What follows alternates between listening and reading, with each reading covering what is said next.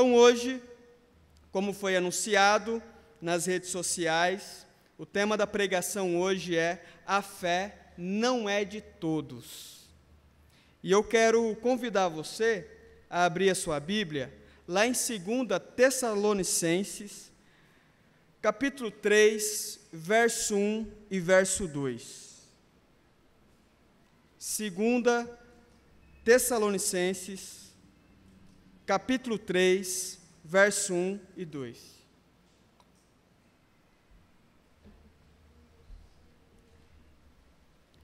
O texto diz assim, irmãos, apóstolo Paulo dizendo: finalmente, irmãos, orem por nós, para que a palavra do Senhor se propague rapidamente e receba a honra merecida, como aconteceu entre vocês. Orem também para que sejamos libertos de homens perversos e maus, pois a fé não é de todos. Olha só esse finalzinho. Pois a fé não é de todos. Se você pode, feche seus olhos, curva sua cabeça, vamos fazer uma oração ao Senhor. Senhor Jesus, obrigado, Pai, pela vida dos meus irmãos, amigos que estão aqui nessa noite. Obrigado, Senhor. Obrigado, Senhor. Deus, eu creio que ninguém está aqui em vão. As pessoas estão aqui porque o Senhor as trouxe e o Senhor tem algo especial para falar no coração de cada uma delas. Espírito Santo, esteja usando a minha vida com poder, com ousadia, com eficiência, ó Pai, para que essas vidas possam ser tocadas em nome de Jesus. Amém e amém. Antes que eu me esqueça também, queria pedir para o pessoal reservar lá para mim um salgado já de frango e um pão de queijo, tá, irmãos? Frango e pão de queijo, se puder, né, fazer um cafezinho também, para comer com pão de queijo. Irmãos, a fé não é de todos. E eu quero falar uma coisa para você que eu percebo quando eu converso com as pessoas, eu acredito que você perceba também quase a mesma coisa. O quão é triste você conversar com alguém e você olha no olho da pessoa e você percebe que aquela pessoa ela não tem fé. Ela não tem fé, ela não acredita, ela não tem esperança de nada. É triste demais. Eu me recordo uma vez que eu conversei com uma moça, ela tinha 24 anos mais ou menos, e ela era de uma família bem humilde, bem pobre. E eu conversando com ela, eu percebi que ela era muito inteligente, embora não tivesse uma cultura literária, não tivesse fazendo nenhuma faculdade, não tivesse lido muitos livros, mas você percebe pelo raciocínio, pela capacidade de compreensão que ela é inteligente. E aí, conversando com essa moça, uma vez, eu disse a ela, falei assim, olha, eu acho que você deveria fazer uma faculdade.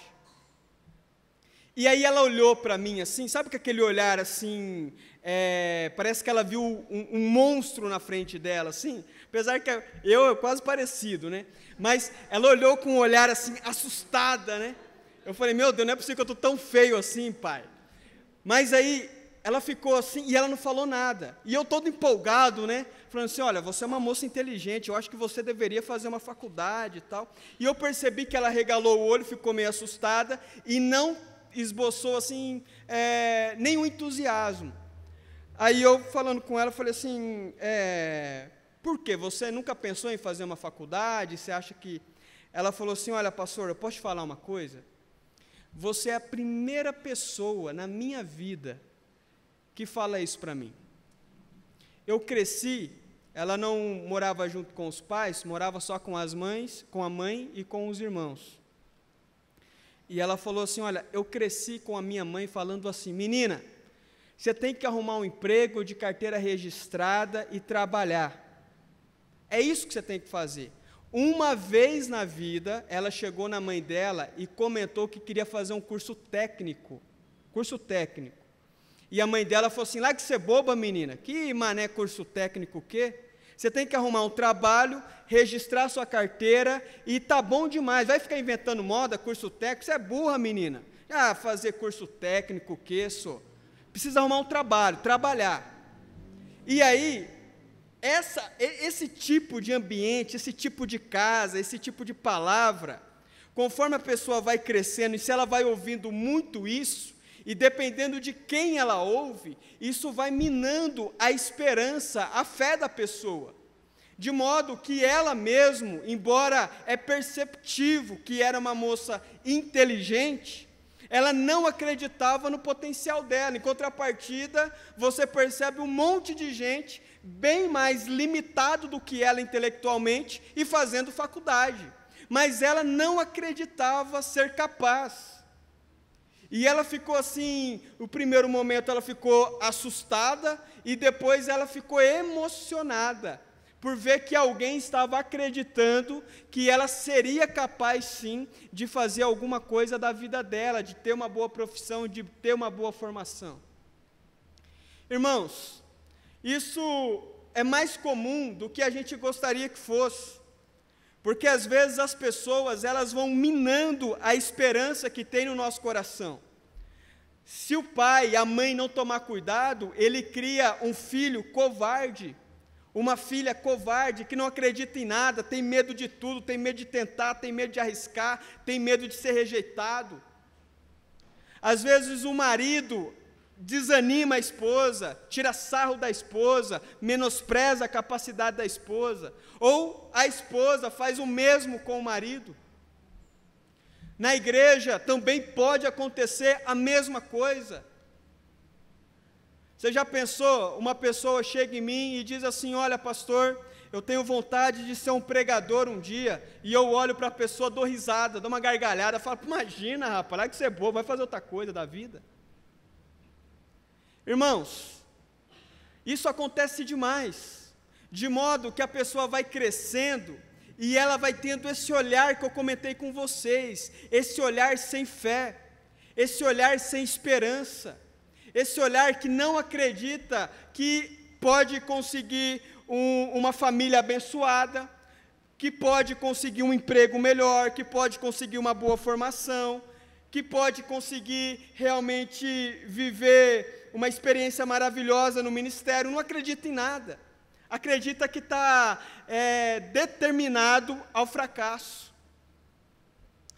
Então, irmãos, o que o apóstolo Paulo está dizendo a fé não é de todos. Tem gente que não tem fé mesmo. Tem gente que não tem fé, e não tem fé para nada, para nada. Você acredita que tem gente que não tem fé para aprender um esporte, um jogo? Tem gente que não tem fé.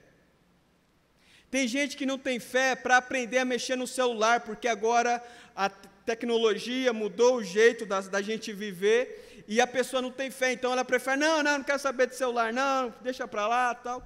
Ela não tem fé em aprender algo novo. Só que o que eu quero falar com vocês hoje não é a fé na fé. Eu não quero falar com vocês hoje sobre pensamento positivo. Cruza o dedinho e fala assim: olha, amanhã eu vou fazer uma entrevista de emprego, e olha, eu estou com os 2 dedos cruzados aqui, e olha, meu pensamento é positivo, e amanhã vai dar certo esse emprego. Eu não estou falando disso, irmãos. E o apóstolo Paulo, o texto que nós lemos, também não está falando disso. O que o apóstolo Paulo está falando é da fé em Cristo Jesus. É da fé em Deus, esse Deus que cuida de você, esse Deus que tem cuidado de você antes mesmo de você nascer, esse Deus que cuidou de todo o processo da sua construção ainda no ventre da sua mãe. O apóstolo Paulo está falando da fé nesse Deus, e é sobre isso que eu quero falar com você. Com a graça de Deus, hoje, eu quero cultivar essa fé no seu coração. Eu quero que você saia daqui nessa noite sendo um homem e uma mulher que tem fé nesse Deus maravilhoso, nesse Deus soberano. Mas antes, o apóstolo Paulo diz assim: olha, a fé não é de todos. Tem gente que não tem fé. Não tem fé, eu não estou falando aqui mais agora de pensamento positivo. O apóstolo Paulo também não está falando de pensamento positivo. O apóstolo Paulo está falando, a fé em Jesus não é de todos. Não são todos que creem em Jesus. Não são todos que confiam em Jesus. A fé em Jesus não é de todos. E aí tem um problema, porque as pessoas que não têm fé em Jesus, elas normalmente têm dois tipos de comportamento. Primeiro, é a inércia, não fazem nada, elas não realizam nada para a expansão do Evangelho. Se você for ler o texto, no primeiro versículo, capítulo 3 e verso 1, o apóstolo Paulo diz o seguinte, só presta atenção nisso. Finalmente, irmãos, orem por nós, para que a palavra do Senhor se propague rapidamente. Qual é a preocupação do apóstolo Paulo aqui? Que a palavra do Senhor se espalhe rapidamente. Que mais pessoas conheçam esse Jesus, que mais pessoas conheçam esse Evangelho. É a preocupação do apóstolo Paulo. E aí então ele diz, mas a fé em Jesus não é de todos. Tem gente que vai ficar parado. Tem gente que vai ficar na inércia. Tem gente que vai ficar acomodado. Não vai fazer nada. Não vai falar de Jesus para ninguém. Não vai orar por ninguém. Não vai fazer nada. E acontece muito de pessoas assim até vir para a igreja, participar da igreja, se tornar membro da igreja e continuar desse mesmo jeito. Ele não ajuda em nada. E eu não estou falando de você ajudar a instituição igreja, eu estou falando de você ajudar na propagação do Evangelho. Mas também tem aqueles que não têm fé em Jesus, que eles atrapalham, que aí são os inimigos mesmos dos cristãos. E você sabe que ao longo da história os cristãos foram muito perseguidos. Cristãos foram mortos. Nero, por exemplo, o imperador romano, ele coloca fogo em Roma e coloca a culpa nos cristãos. A população de Roma ficou com ódio dos cristãos, e os cristãos começaram a ser mortos.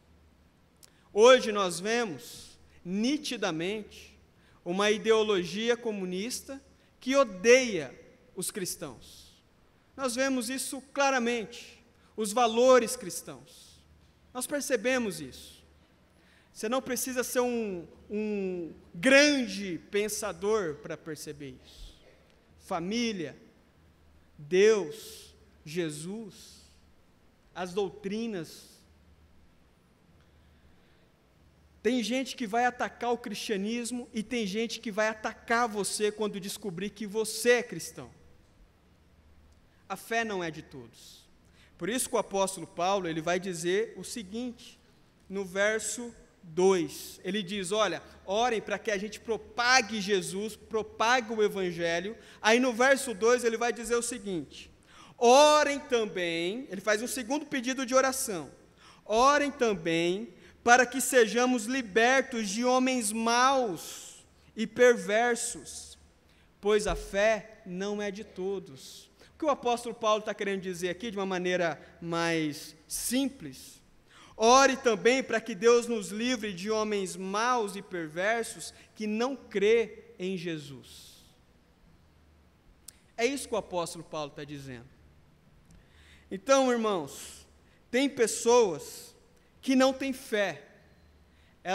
Algumas não têm fé porque nunca ouviram falar de Jesus, e algumas já ouviram falar de Jesus, e ainda assim não têm fé.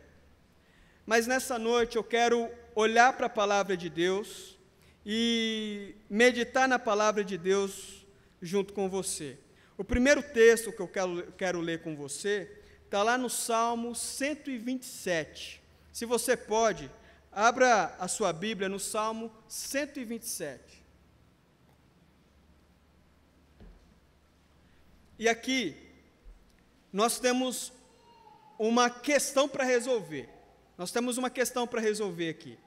Primeiro, eu creio no que a Bíblia está dizendo como uma verdade absoluta, ou eu não creio. Eu creio que o que está aqui é a palavra do Senhor, ou eu não creio. Eu, Pablo, creio que isso aqui é a palavra do Senhor. Então agora eu gostaria da sua atenção para que a gente possa pensar sobre isso, tá bom? Salmo 127, eu vou ler o verso 1 e o verso 2. Olha só o que o salmista diz: se não for o Senhor, o construtor da casa, será inútil trabalhar na construção. Olha só, a palavra de Deus. Se não for o Senhor, o construtor da casa, será inútil trabalhar na construção. Eu vou começar um projeto, eu vou começar a realização de um sonho, seja de fato uma casa, como o autor bíblico está dizendo, ou seja qualquer outro tipo de objetivo. Qual é a primeira coisa que um cristão, um homem que confia em Deus tem que fazer? Confiar em Deus, apresentar o seu projeto diante de Deus, porque o cristão vai dizer o seguinte: olha, eu posso ter todo o dinheiro, eu posso ter os amigos, eu posso ter toda a estrutura, mas se o Senhor não ajudar na construção, o negócio não vai sair. Se Deus não estiver na causa, o negócio não vai sair. Se não for o Senhor o construtor da casa, será inútil trabalhar na construção. Eu e você, quando tivermos qualquer projeto que seja, a primeira coisa que temos que fazer é ir diante de Deus e dizer: Senhor, olha, eu estou com essa ideia, eu estou com esse plano, eu estou com esse projeto. Senhor, coloca as tuas mãos, confirma para mim se é isso aqui mesmo, porque eu sinto que é, mas eu também sei que se o Senhor não abençoar, nada vai acontecer. Olha como que muda, irmãos. Olha como que muda. Ao invés de nós sairmos fazendo um monte de coisa, sem primeiro colocar em oração, que é o que nós fazemos em muitos momentos. Será inútil trabalhar na construção, se o Senhor, olha só, ele continua, se não é o Senhor que vigia a cidade, será inútil a sentinela montar guarda. A confiança, a segurança da sua esposa, a segurança dos seus filhos, a segurança da sua família, dos seus pais, está onde? Está na câmara de segurança, está na cerca elétrica, está no carro blindado, está onde? Muitas pessoas colocam toda a sua confiança nessas coisas. Isso é errado, irmãos? Não, claro que não. A Bíblia vai dizer que é pecado você tentar ao Senhor. Tudo aquilo que você puder fazer para proteger as pessoas que você ama, você deve fazer. Mas o coração do cristão, a segurança do cristão, jamais vai estar no alarme, jamais vai estar na câmara de segurança, jamais vai estar no guarda que paga mensalmente. A segurança está onde? No Senhor. É no Senhor. Se o Senhor não vigiar a cidade, será inútil montar guarda. Irmãos, se Deus não proteger a sua família, será inútil você colocar a cerca, a câmera, colocar um guarda. Se o Senhor não guardar o seu filho, se o Senhor não guardar a sua filha, os seus pais, será inútil. Então, a nossa segurança tem que estar onde, irmãos? Em Cristo, em Deus. É o Senhor, é o Senhor. Será inútil, verso 2, Salmo 127, verso 2. Será inútil, a leitura que eu estou fazendo está na NVI, que é a Bíblia que eu uso. Será inútil levantar cedo e dormir tarde, trabalhando arduamente por alimento. Ah, meus irmãos, Quantas pessoas trabalham de manhã, tarde, noite, de manhã, tarde, noite, não tem sábado, não tem domingo, não tem feriado, não tem nada. Por quê? Porque precisa trabalhar, o negócio precisa acontecer, precisa colocar pão na mesa, então nós começamos a pensar que na verdade Deus, Ele deixou a gente à deriva, que na verdade Deus Ele não cuida de nenhum de nós, que na verdade é a gente mesmo que precisa tomar todos os cuidados necessários. Mas o que o salmista está fazendo questão de lembrar? Ele está fazendo questão de dizer o seguinte: será inútil levantar cedo e dormir tarde, trabalhando que nem um desesperado. Será inútil, porque é o Senhor quem prospera. Talvez alguns mais preguiçosos vão dizer: graças a Deus, né? É o versículo da minha vida, quero colocar no guarda-roupa o versículo. Mas não é isso, tá, irmãos? Não é isso. Aqui, nós não estamos falando de preguiçosos. Eu estou falando aqui daquele homem, daquela mulher, que trabalha, ele cumpre a carga horária do trabalho certinho, trabalha de uma maneira honrosa, de uma maneira honesta. Chega em casa e sabe descansar.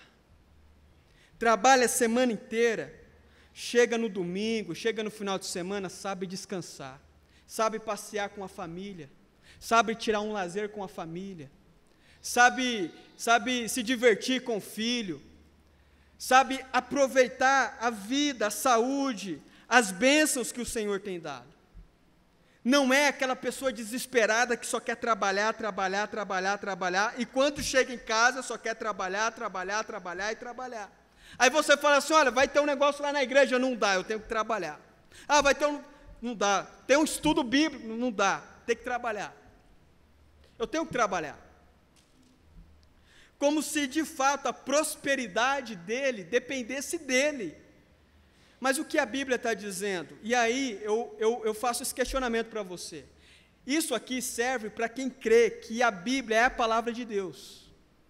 Se você não crê, isso aqui infelizmente não vai servir para você.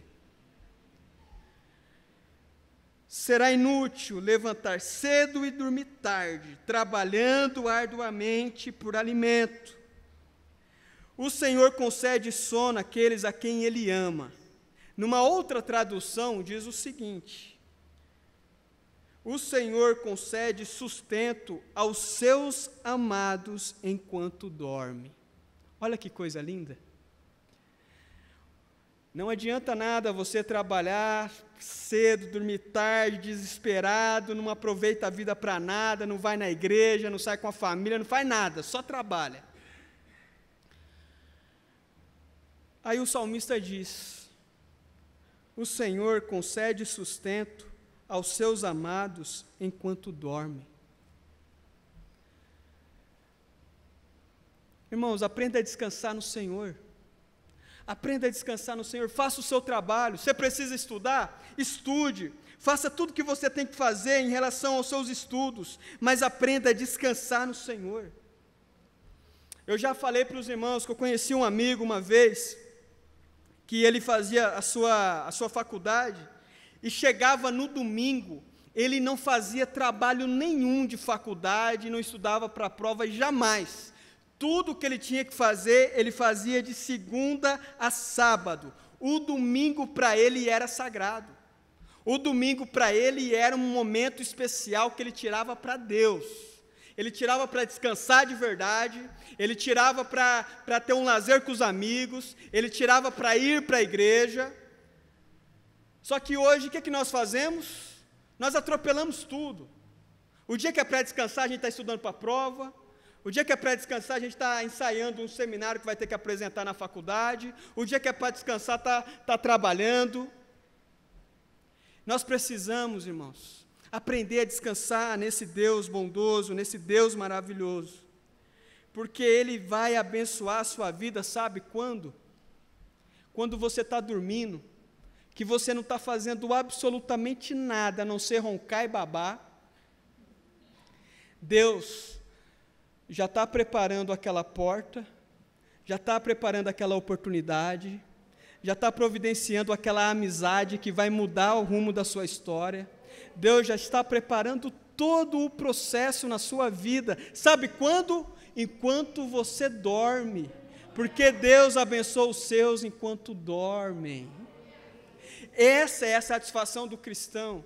Uma vez eu lembro que ainda adolescente, ouvi o presbítero da igreja dando um conselho para um irmão. Eu estava ali na roda, não estava participando da conversa, obviamente, adolescente, estava só quieto ouvindo. Mas eu lembro disso claramente. O irmão questionando da correria do dia a dia, e o presbítero diz o seguinte: meu irmão, não deixe de vir no estudo bíblico. Você não trabalhou o dia todo? Reúna sua família agora e vem para a igreja. Busca a Deus. Você trabalhou, você fez a sua parte? Descansa no Senhor, Deus vai cuidar de tudo para você. Não adianta você ficar em casa preocupado, ansioso. Deus vai cuidar de tudo para você. Vem para a igreja, vem participar, vem aprender do Senhor, porque no final das contas é Deus que abre as portas e só Deus pode fechar as portas. E nós negligenciamos justamente Deus. É justamente Deus que nós deixamos de lado. Ah, meus irmãos, a fé não é de todos, mas que nessa noite o Espírito Santo possa fazer nascer fé no seu coração. Que você possa ser um homem, uma mulher que tem fé em Deus, que tem fé na palavra de Deus. Tiago, capítulo 1, versos 6 ao 8, diz o seguinte, olha só, ele está falando sobre sabedoria aqui, pessoas que querem sabedoria, mas isso obviamente serve para tudo. Tiago capítulo 1, versos 6 a 8 diz assim, peça, porém com fé, peça sabedoria, porém com fé, sem duvidar, pois aquele que duvida é semelhante à onda do mar, levada e agitada pelo vento. Você quer sabedoria? Peça ao Senhor, porém, sem o que, irmãos? Sem o que? Sem duvidar, pois aquele que duvida é como a onda do mar, é levado de um lado para o outro, não sabe o que faz. Não pense tal pessoa que receberá coisa alguma do Senhor. Olha que forte o que Tiago está dizendo. Não pense que se você faz uma oração duvidosa, você vai receber do Senhor. Você não está orando para qualquer um, você está orando para Deus. Então peça sem duvidar. Peça sem duvidar. E aí ele diz, não pense tal pessoa que receberá coisa alguma do Senhor, pois tem mente dividida e é instável em tudo o que faz. Se você é instável, se você é uma pessoa que você não consegue nem ter tranquilidade para vir na igreja e falar assim, olha, eu vou na igreja, eu vou esquecer de tudo, eu quero realmente aproveitar o culto, eu quero realmente aproveitar o momento com os irmãos, eu não estou desesperado com o trabalho, eu não estou desesperado com faculdade, não estou desesperado com nada, eu quero aproveitar esse momento na igreja. Irmãos, se você está assim, se você tem essa convicção em Deus, isso é maravilhoso, mas se por um acaso você está inquieto, preocupado, isso é um sinal que você ainda não tem essa fé verdadeira em Deus. E você precisa buscar essa fé em Deus. Você precisa clamar a Deus por essa fé. Peça sem duvidar. Escreva isso em algum lugar e não se esqueça do que está dito em Tiago. Peça sem duvidar. Você quer sabedoria? Peça a Deus. E sabedoria, irmãos, é uma coisa que nós precisamos tanto. Tem gente que acha que é sábio. Tem gente que pensa de si mesmo sábio. E nós sabemos, irmãos, que a sabedoria, se não for dada por Deus, nós estamos enrolados. A sabedoria não vem de assistir 1 milhão de podcasts de empreendedorismo. A sabedoria não vem se você ler todos os livros de Dostoiévski, de todos os livros de qualquer outro intelectual. A sabedoria só vem se o Espírito Santo colocar em você. Por isso que Tiago diz, você quer sabedoria? Então vai lá e lê todos os livros do Machado de Assis. Pronto, você vai ser sábio. É isso que Tiago diz? Você quer sabedoria? Peça a Deus, sem duvidar. Você está precisando de sabedoria para lidar com as dificuldades da sua vida? Peça a Deus. Que jeito? Sem duvidar. Fé. Olha só a Bíblia o tempo todo incentivando você a ter fé. A Bíblia o tempo todo incentivando a você confiar em Deus de verdade. Não aquela confiança da boca para fora, mas uma confiança de verdade. Peça sem duvidar. Dobre o seu joelho e fala assim, Senhor, eu creio em Ti. Eu creio em Ti. E se por um acaso você percebe que não tem fé, peça fé a Deus. Oh, meus irmãos, vocês lembram daquela famosa tempestade que os discípulos e Jesus estão num barco, e aí o barco fica muito agitado por causa das ondas, e os discípulos vão até Jesus, desesperados, pedindo ajuda de Jesus. Jesus estava fazendo o quê? Vocês se lembram? Estava dormindo. Jesus estava dormindo. Por quê? Ele confia no Pai. Então, os discípulos vão até Jesus, dão um saculejo em Jesus para ele acordar.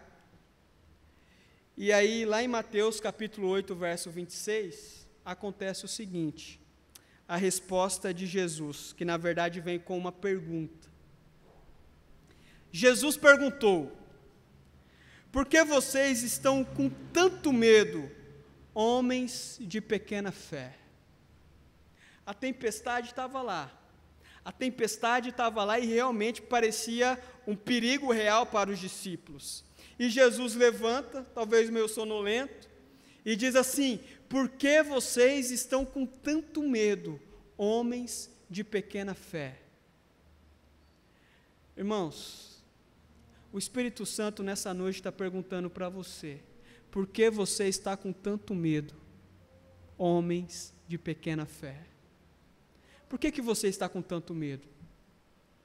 Por que você está com tanto medo do futuro? Por que você está tão ansioso? Por que você está tão preocupado? Por que você está com medo? Você não confia no Senhor? Você não confia no Senhor? Ou você acha que Deus não vai fazer nada? Aí ele diz, homens de pequena fé. E aí o texto continua e fala assim, então Jesus se levantou e repreendeu os ventos e o mar, e fez completa bonança. Tudo se acalmou. Porque é isso que o nosso Deus faz. É isso que Jesus faz. Quando Jesus está na causa, não existe tempestade que não possa se acalmar. E eu quero que você entenda isso nessa noite. Quando Deus está na causa, não existe vento forte, não existe tempestade, não existe obstáculo que não pode ser superado quando Jesus está na causa. E Jesus está incentivando os discípulos, e nessa noite incentivando você também a confiar de verdade nesse Deus. Confie nesse Deus. Por que você está com tanto medo? Por que vocês estão com tanto medo, homens de pequena fé? 2 Coríntios, capítulo 5, verso 7, olha que o apóstolo Paulo vai dizer, porque vivemos por fé e não pelo que vemos. Irmãos, olha que coisa bonita, porque vivemos por fé e não pelo que vemos. O que vemos, às vezes, não é boas coisas. Às vezes nós olhamos para a nossa realidade e somos tentados a desanimar, a entrar em depressão, a ficarmos deprimidos de verdade. Porque a nossa visão, ela nos mostra o agora. A nossa visão, ela nos mostra o presente. E talvez você olhe o agora, e o agora está tenebroso, a coisa está feia, a coisa está ruim. Aí o apóstolo Paulo vem e diz, nós vivemos por fé. Por fé. Não vivemos pela vista, não vivemos pelo que vemos, é por fé. Irmãos, feche os seus olhos e confia nesse Deus.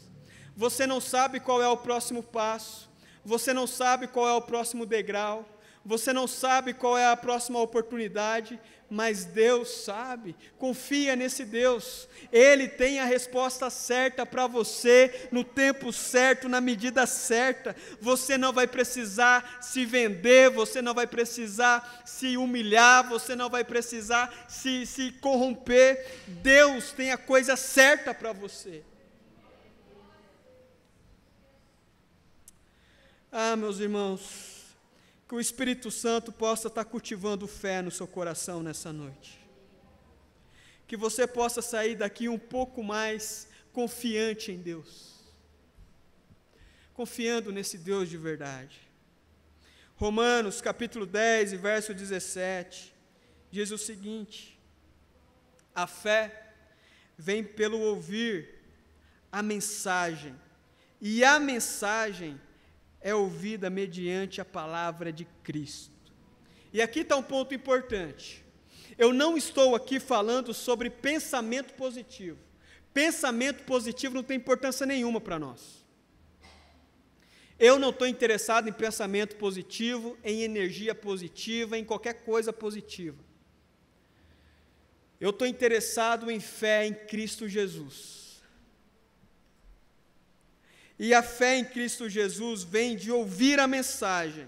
E qual mensagem? A mensagem que fala de Jesus. A mensagem que fala do Evangelho. Não é a mensagem de autoajuda. Não é qualquer tipo de coisa positiva que você possa ouvir por aí. O que realmente cultiva a fé no coração do homem e da mulher é a fé em Jesus, por meio da mensagem. Por isso que é importante nós nos atentarmos em ouvir o que Jesus tem a dizer, o que a palavra do Senhor tem a dizer, e não o que o fulano de tal, ou o outro, não importa. O que Jesus, o que a palavra está dizendo. E eu estou dando para vocês aqui vários textos que incentiva, que mostra para você o quão importante é confiar em Jesus. Eu quero dizer para você, e aqui eu já entro na parte final dessa mensagem. Irmãos, não desista. Não desista. Se tiver alguém do seu lado aí, olha para o lado e fala assim: olha, não desista. Não desista. Agora diga para você mesmo, fecha o olho agora, só para você, diante de Deus, e diz assim: não desista. Não desista. É o que a palavra do Senhor está dizendo para você, é que Deus está dizendo para você nessa noite. Eu não sei por qual motivo você veio parar aqui nessa noite, mas uma coisa o Espírito Santo está dizendo claramente, por meio dessa mensagem, por meio desse sermão: não desista, não pare de confiar no Senhor, não pare de confiar em Jesus, não desista de orar, não pare de clamar, não pare de confiar, não desista. Meus irmãos, eu acredito que muitos de vocês têm sonhos, eu acredito que todos vocês, na verdade, têm sonhos objetivos. Se você tem um sonho de ter filhos, como foi dito aqui nessa noite, pelo testemunho maravilhoso da Renata e do Fred, não desista. Não desista. Se tem mais mulheres aqui nessa noite que, porventura, têm encontrado dificuldade para engravidar, não desista. Não desista. Vai diante de Deus, chore diante de Deus. Se você tem sonho de ser pastor, como foi dito na terça-feira passada, aqui nós abrimos, toda terça-feira nós temos o nosso estudo bíblico, e nós abrimos um momento para conversar, interagir aqui no estudo. E aí teve um irmão que compartilhou o seu sonho de ser pastor. Se você tem sonho de ser pastor, e eu disse na terça-feira, eu falei: irmãos, eu creio e eu oro a Deus que nos próximos 10 anos, nós estamos em 2022, até 2032, nós vamos levantar vários pastores nessa igreja.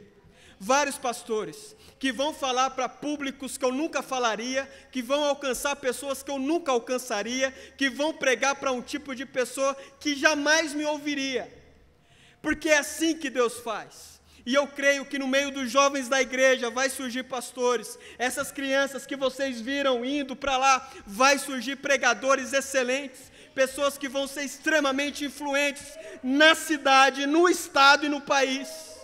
Eu creio nisso, e podem gravar isso, irmãos, porque nós estamos lidando com Deus poderoso, e nós temos fé nisso, eu tenho fé nisso. Vai surgir pastores, é normal a gente ver muito os adolescentes, as crianças sonhando em ser médico, ser engenheiro, ser, sei lá, um monte de coisa. Mas vai ter pessoas aqui que vão sonhar, e o coração vai queimar com o desejo de ser pregador do Evangelho de Jesus. E vão ser excelentes pregadores. Como eu disse para o irmão, o Anderson, na terça-feira, meu irmão, você já tem que estar orando agora. Um dia vai ser você que estará num domingo à noite pregando para a igreja que Deus te colocar. É assim que Deus faz. Se você tem fé em relação ao seu ministério, não pare de orar, ore a Deus, coloque diante de Deus, e Deus fará, meu irmão.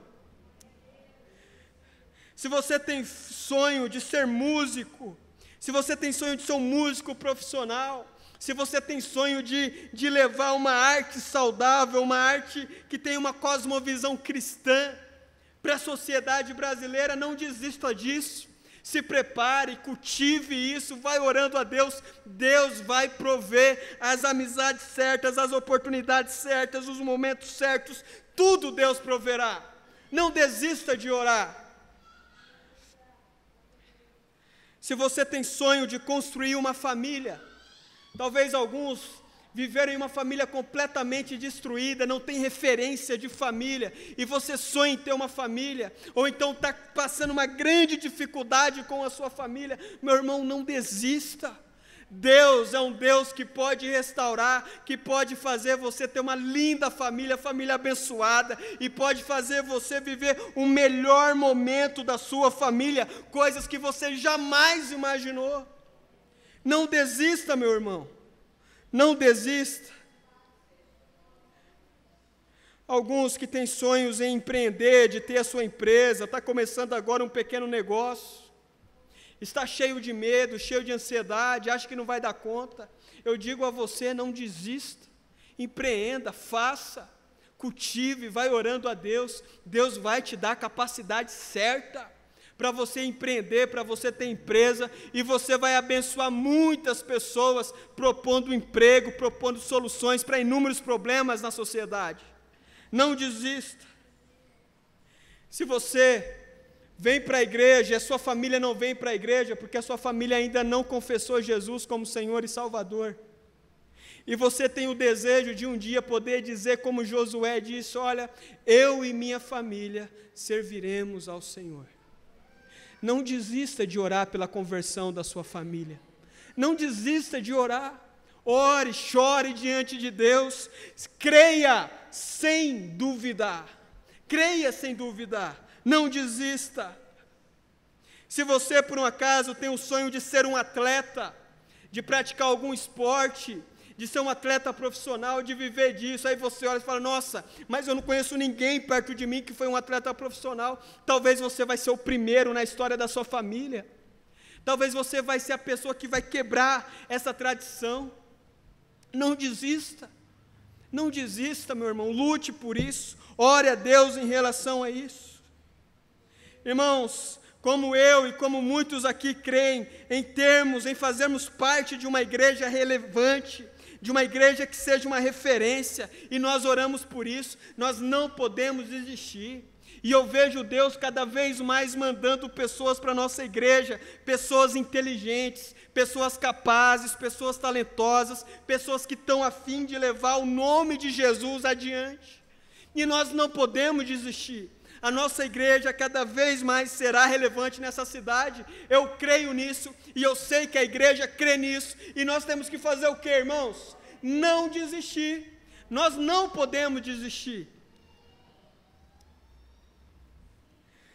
Se você, como muitos cristãos ao longo da história, e como a mim, um dia, no dia da sua morte, sonha em encontrar Jesus e ouvir de Jesus: servo bom e fiel, você foi fiel no pouco, eu te colocarei sobre o muito, venha. Se você sonha com a sua salvação, se você sonha em desfrutar da vida eterna, não desista de orar, não desista de orar, não desista de pedir para que Jesus guarde o seu coração, guarde a fé, para quando você estiver lá velhinho, quase sentindo o cheirinho da morte, aí você pode dizer assim como o apóstolo Paulo: combati o bom combate e guardei a fé. Ah, tantas coisas tentaram tirar a minha fé, tantas pessoas falaram coisas terríveis ao meu respeito, tentando tirar a minha fé, mas eu guardei a fé. Quantas lutas Satanás impôs sobre mim, mas eu guardei a fé. Quantas coisas terríveis aconteceram na minha família, mas eu guardei a fé. Combati o bom combate, guardei a fé. Que você não venha desistir nunca de ser um servo do nosso Senhor Jesus Cristo. Ah, meus irmãos, não desista, não desista, não desista. Seja lá qual for o seu sonho, se for algo puro, honesto, não desista, não desista. Para terminar, eu vou ler o último versículo, e depois eu quero convidar você que quiser receber essa oração. Eu não faço isso, mas hoje eu senti de fazer, desde a hora do testemunho da Renata. Eu quero convidar você que deseja ter o seu coração daqui em diante cheio de fé, não fé em qualquer coisa, mas fé em Jesus. Eu quero convidar você aqui à frente daqui a pouco. Mas agora, irmãos, abra sua Bíblia em Mateus, capítulo 6 e verso 33.